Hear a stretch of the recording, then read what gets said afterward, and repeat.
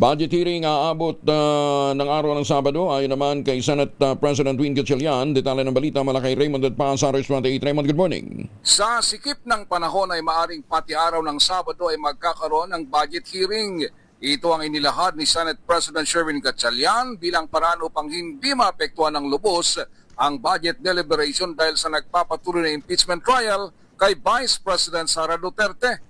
Ayon kay Gatchalian, kapag umabot na sa worst case scenario ay kailangan nilang magpatawag ng budget hearing ng araw ng Sabado. Dahil sa ngayon ay Lunes hanggang Miyerkules ang impeachment trial at Huwebes at Biyernes lamang para sa mga hearing. Narito si Senate President Sherwin Gatchalian. Well, worst comes to worst, Saturday we can make that as an option for hearings. Kung kakailangan niya. Budget, sir. Budget For hearings. budget hearings.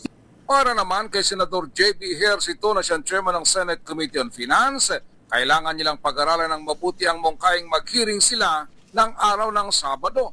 Ang kanyang iniintindi ay ang kapakanan ng mga tauhan ng sekretariat na masyado ng pagod. Sabi ni Ejercito, nakakaawang mga miyembro ng sekretariat na magtatrabaho sa impeachment trial mula Lunes hanggang Miyerkules at mga committee hearing naman kapag Huwebes at Biyernes. Ito si RH28 Raymond at Paas para sa DCRH, una sa Pilipinas, una sa Pilipinas. Maraming salamat, Raymond.